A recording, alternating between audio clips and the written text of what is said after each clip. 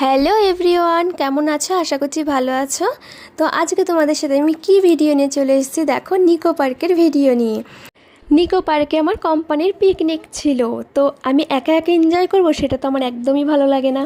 তো তাই আমি আমার বোন, আমার হাজব্যান্ড আর আমার মাসি শাশুড়ি মেয়ে এসেছিলো, তাদের নিয়ে আমিও চলে গেলাম নিকো পার্কে, ওয়াটার পার্ক। তো যাই হোক, যাদের প্রথমে দেখলে তারা হচ্ছে আমার সাথে একসাথে জব করতো। তো যাই হোক, আমি ভিতরে এন্ট্রি করার পর থেকে ওদের থেকে আলাদা হয়ে আমি আমার ফ্যামিলি নিয়েই এনজয় করছিলাম।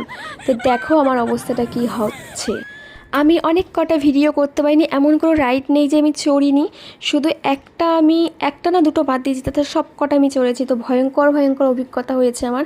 আমি সব ভিডিও ক্যাপচার করতে পারিনি, কারণ আমার যেহেতু পোশাকটা ভিজে গেছিলো, ফোনটাও নিয়ে যেতে পারছিলাম না। তো অনেক ভিডিও আমি ক্যাপচার করতে পারিনি। তো যে কটা পেরেছি আমি তোমাদের সাথে শেয়ার করেছি। এই দেখো লাস্টে একটা ভিডিও, এটা সন্ধ্যাবেলা গেমিং ভিডিও। এটা একটা লাইট পয়েন্ট দিয়ে দিয়ে মানে একটা গেম। তো সেটাতে আমি সব থেকে লাস্ট হয়েছি, গর্ব করে বলছি, 4 জনের মধ্যে আমি সব থেকে লাস্ট হয়েছি। তো যাই হোক, খুব মজা করেছি, খুব এনজয় করেছি।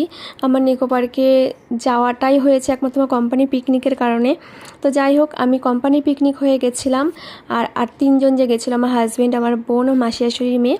তো ওরা ওদের পার্সোনাল বলতে আমরাই টাকা দিয়েছি, সেই টাকা দিয়েই গেছি। আর শুধু আমার টাকাটা লাগেনি, যেহেতু আমার কোম্পানি থেকে ওটা প্রোভাইড করেছে। তো যাই হোক, খুব এনজয় করেছি। তোমরা কারা কারা নিকো পার্কে গেছো প্লিজ একটু কমেন্ট করে জানিও। আর দেখো, আমরা ওখান থেকে বেরিয়ে এখন শিয়ালদা স্টেশনে চলে এসেছি। আমরা যাব এসি লোকালে।